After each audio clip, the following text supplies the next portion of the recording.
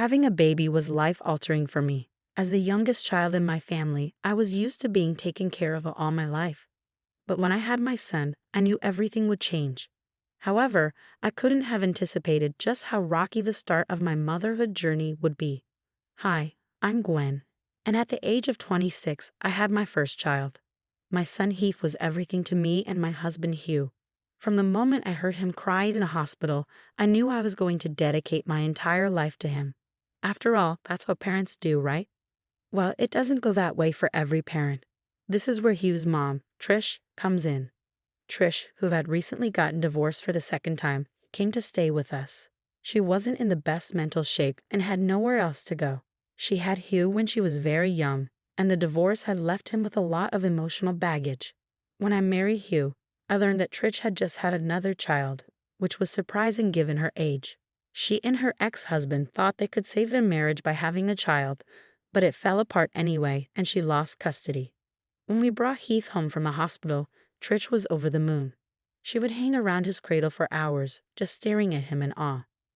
While I was somewhat glad she was around, I could sense that she missed the daughter she wouldn't see grow up. One day, as we were settling in, Trish asked, "So, what are you going to name him?" "I bet he looks like a Raymond or a Carlo." "Those are pretty names, but we've already decided on his name," I said with a giggle. "His name is Heath." "Heath, I love it. Little Heathy, can I hold him?" Trish eagerly asked. I gently placed Heath in her arms. She had handled more babies than I had, so I trusted her. Hugh and I smiled as she played with him. But soon, Heath started crying. "Here, let me have him. He's hungry," I said. "Oh, nonsense. He's not hungry. He just wants attention," Trish insisted, trying to play with him as he cried. I looked at Hugh, confused. "Mom, I think he's too young for that. Let Gwen take care of him," Hugh said, trying to intervene. "He doesn't have to be hungry." "I've got this handled," Trish replied, refusing to hand him over. "Please, Trish, let me have the baby."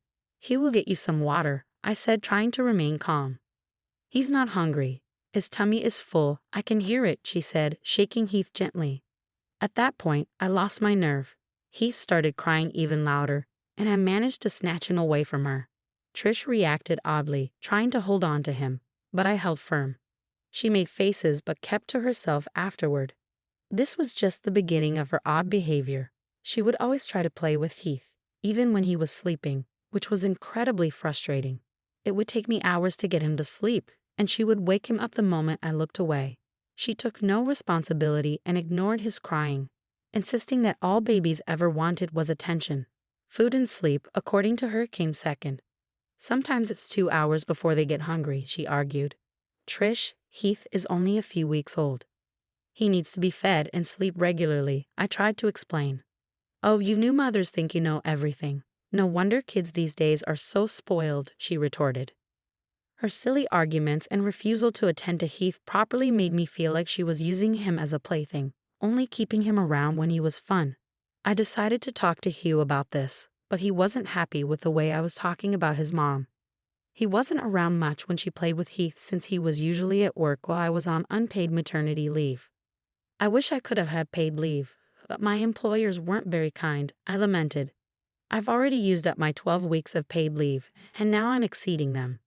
Hugh, can you please try to get along with my mom? She's been through a lot and probably just wants to bond with Heath." "I do get along with her, but she acts weird around our kid. Do you know, last night I woke up to Heath crying, and she was just standing over his cradle, staring at him. I almost had a heart attack," I confided.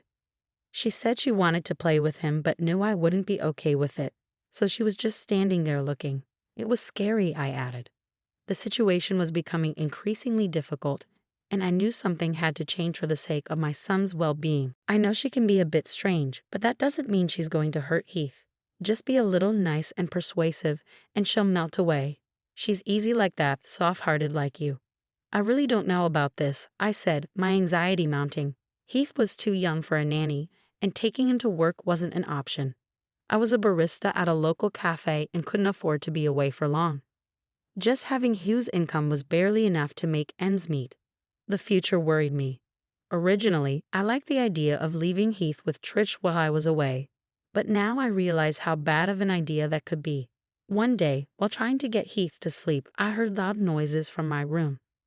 Trish, who had been napping in there because we only had one bedroom, was stomping around, looking distressed. When she noticed me peeking, she swung the door open. "You think I should talk to my lawyer again?" she asked abruptly. "Talk to your lawyer? For what?" "For my baby, like the one you have. I think I can get her back if I try really hard. Maybe I could file a lawsuit against Tommy and prove he's not reliable for her to grow up with." Tommy was her ex who had custody of their child. I felt sorry for Trish. She was clearly in a terrible mental state, but I had to warn her about the potential consequences of her actions. "Trish, that's a reach. Even if you manage to prove Tony incapable of raising her, you won't get custody because that would mean both parents are considered unfit. She'd end up in the foster system until she turns 18. But then you can adopt her as soon as she goes up for adoption. You can bring her to me and everyone will be happy. You keep yours and I get mine." "Trish, no offense, but you sound like you're losing your mind. You need to relax and let go of this whole baby thing. You need help. Are you calling me crazy? Me, the mother of your husband? Do you know what I've done to raise him, the sacrifices I've made? And now you're taking this baby away from me. He's my baby too. Since when are we talking about Heath? If you want your child back, the only way is to be real and legal. Maybe you should get some help and then prove you're capable of joint custody. Don't lecture me. You're just a barista who caught my son's eye. You won't make a good mom, not like me. What's with you? We let you stay in our home because you had nowhere to go. And this is how you talk to me. I'm sorry life hasn't been great, but lashing out at me won't help." Shut up, I'm leaving," she screamed, coming so close I feared she might hurt me or Heath. But she didn't. The custody decision had clearly affected her deeply, warping her thoughts. When I told Hugh what happened, he got mad at me for letting Trish out on her own when she wasn't thinking straight. He didn't believe me when I told him she'd been obsessing over the baby situation. Later, she came back home, saying she'd been sitting on a park bench all day, though it had only been a few hours. She apologized and receded into the room to nap. She asked to help put Heath to sleep, but I was cautious. I wouldn't let my baby in her hands without supervision. Things didn't get easier. After this, there came a time when I knew I needed to get rid of Trish for good. Things really took a turn one day when we were caring for a sleeping Heath. "How much do you need to spend to care for a baby these days?" Trish asked. "Oh well, the diapers, other care accessories, and the cradle all cost a bit. Around $100 for the first month, give or take, if you're lucky. Baby-proofing the house after they start walking or crawling can also add up or require some creative solutions." "Why?" I asked. "Do you have something on your mind?" "Oh, nothing. It didn't used to be so expensive back in the day when I had Huey. Still, I wouldn't hesitate to have a baby. They're complete angels until they start crying. But yes, I'd give anything for little Heath." "So would I, Gwen. So would I. I'd be willing to give up anything for our baby." Her calling Heath our baby felt oddly uncomfortable, but I tried not to dwell on it. Days passed quickly, and Trish began going out regularly every evening around 5 p.m. She'd leave the house all dressed up and with her purse. I doubted she was seeing someone new at her age, so I figured she was just taking walks and trying to look good. Honestly, we were supportive of her improving mental health. Her behavior with Heath also became more normal. She no longer acted weirdly, would give me the baby whenever he cried, and even helped make his food and buy diapers occasionally. I was relieved she was finally feeling better and more like herself. I was even considering leaving Heath with her when I went back to work, which was going to be soon. But then one day, I heard her playing with Heath in the living room. I'd been taking care of him all day and was exhausted. I tried drifting off to sleep, but Heath's cries woke me up. As soon as I got to my feet, he became quiet. Then I heard Trish. "That's a good boy. That's a good baby. You're mine, okay? You're my baby, and Mom is going to take real good care of you. We're going to go flying away to a nice place where you'll have nice toys to play with. Don't you want that?" I wondered how much of what she said was true and how much was just play. When I fully woke up, I realized his cradle had been moved from my room. The cradle wasn't very heavy, but the thought of her moving it without waking me was unsettling. When I moved into the living room, my heart skipped a beat. The cradle had been modified, and she'd hung massive Christmas balls on top of it to distract the baby. They looked pretty, but they were made of glass and could have fallen on his face at any time. I quickly rushed over and picked him up quietly. "What are you doing?" "He's enjoying it," Trish said. "Trish, where did you get these Christmas balls?" "I found them in your storeroom. I thought he'd enjoy them." "Trish, those are really heavy. Not for us, but for the baby they are. How did you tie them up there? They look like they could fall at any moment." Hey, what's with all this constant accusing? I got the baby to be quiet, and you're still not happy with me. I appreciate that you got him to be quiet, I really do. I'm happy that you're getting along with him, but these balls are dangerous. His older plastic toy wheel wouldn't hurt him if it fell. How did you even get it down? I thought it was attached to the cradle. Oh, I ripped it off. It didn't take much. This is so much prettier. I don't see the problem at all. I understand, but please, let's take it off, okay? It could hurt him. Don't put the old one back on. It looks too weak to hold anything. Trish made a face and pulled the Christmas balls away. As soon as she touched them, 2 of them fell straight into the cradle, leaving impressions on the bedding. That's where my child could have been. Her intentions were good, but her methods were dangerous. She left us in the living room and retreated to my room to sleep. Afterward, she became a bit detached from me. Every morning, she'd go out and not come back for hours. Every time I asked where she was going, she'd reply, "Just the post office. I'll be back soon." The central post office was far from our place, but not so far that it would take the whole day. She continued whispering strange things in Heath's ears whenever she had the chance and smiled at me weirdly when I was around. Feeling increasingly uncomfortable, I opened up to Hugh again. "I told you, she's trying to get better. Why aren't you being supportive?" Hugh said. "She still acts oddly around him, telling him he's her baby and repeating her own name so he would say it first. You already know about the Christmas balls. I'm concerned." "No, you're overthinking this. She's taking care of our baby. Yes, the Christmas balls were a slip-up, but you handled it, and she won't do it again. Okay? You need to help her get to the post office for whatever reason she's going. I've asked. She just says she'll manage and goes away, not coming back until evening." "Hugh, she's obviously not going to the post office every day. Why would she?" "Because she used to work there and has friends there. Maybe she's gotten herself a part-time job." "Then why would she tell us about it?" "I don't know. Look, just relax and stop keeping an eye out for my mom. She's innocent. There's no need to incriminate her." That was it. I kind of lost it when he refused to believe me, no matter what I said. The time for me to start going back to work was approaching. I knew this moment would come sooner or later, so I decided to prepare. Without letting anyone know, I installed the baby monitor in the wall, hidden from plain sight. When both Hugh and Trish were out, I got it set up. When I started working, Trish began staying home. Most days seemed normal. She'd take Heath away to play and then put him back to sleep. I was only working part-time, so I'd be back before it was too late. But one day, I heard her talking to Heath on the baby monitor. "Oh, we're going to fly away, Heath, me and you. Mama has been working so hard at school. Teaching little kids like you will be someday. Oh, Mama has so many plans once she runs away with you."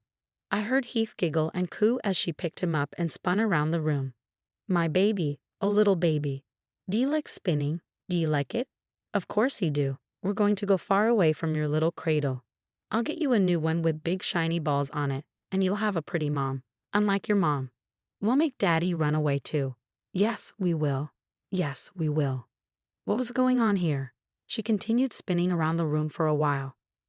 When she finally sat down, Heath started crying. Within moments, she put him aside on the edge of the bed and held her own head in her hands, as if she had just gotten vertigo from playing with him. My soul almost leaped out of my body when I thought Heath was about to fall off the edge, but she picked him up just in time and put him back in the cradle. "You keep crying, and I'm not giving you any more attention. In my house, you'll earn discipline from the get-go. Children these days, I swear to God," she said and slammed the door. I was starting to get really concerned. I had recorded the whole footage and considered sending it to Hugh, but I had to make sure I wasn't being delusional. That day, I went home early, worrying about Heath.